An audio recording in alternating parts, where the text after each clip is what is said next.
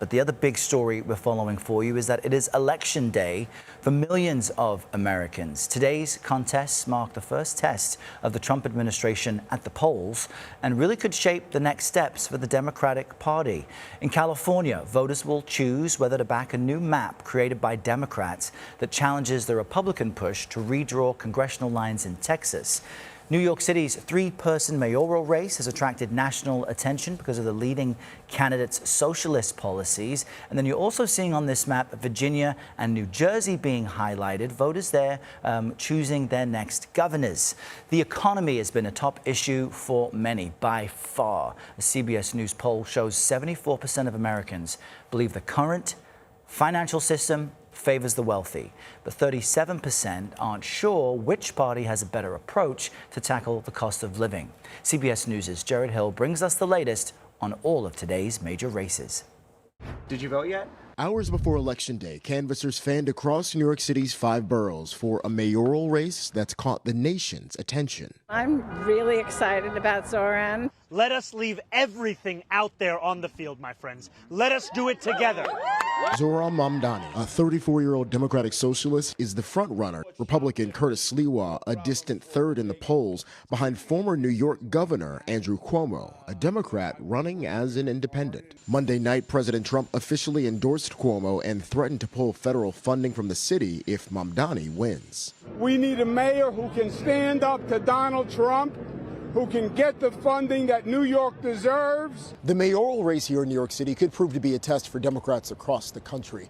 More than 700,000 people voted early. Across the river in New Jersey, the race for governor is tightening between Democratic Congresswoman Mikey Sherrill, a former Navy officer, When we vote, and Trump-backed Republican former State Assemblyman Jack Ciattarelli. This election is all about change.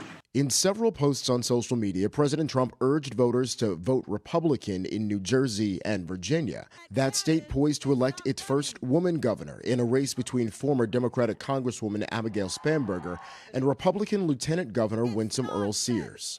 Abigail is for nonsense, but I am for common sense. In Virginia, we need a governor who will stand up against the chaos. An off-year election that could give both parties a window into the future. Jared Hill, CBS News, New York. And let's peek into that window now. CBS News correspondent Natalie Brand is following Virginia's governor's race from Alexandria, Virginia. Good morning again, Natalie. Tell us about where you are and how the day is shaping up. Yeah, I'm at one of the polling locations in Alexandria, which is a populated part of northern Virginia, just outside of Washington, D.C. And what's really interesting, Errol, about the Virginia's governor's race is because it comes a year after the presidential election, it really becomes a key pulse check or potential bellwether. And historically, Virginia has voted for a governor of the opposite political party of the president's party. Every year, a new president has been elected since 1977. So turnout, that's something we're watching so far. We've seen a steady flow into this polling location. The Virginia data says around 1.5 million people have voted early, which is up over 2021. Obviously, this race features Abigail Spanberger, former Congresswoman and CIA officer, the Democrat, versus the current Lieutenant Governor, Winsome Earl-Sears, who has the backing of the popular Republican governor here, Glenn Youngkin, but notably not a formal endorsement by President Trump. So we will be watching to see if this race is potentially a referendum on President Trump's policies, especially given DOGE cuts and federal layoff impacts to the state of Virginia that we saw earlier this year. We also know the economy has been a big issue for both candidates, Errol. Interesting to see. Early turnout is quite strong. We'll see how that actual voting day turnout progresses. Natalie Brand, thank you very much.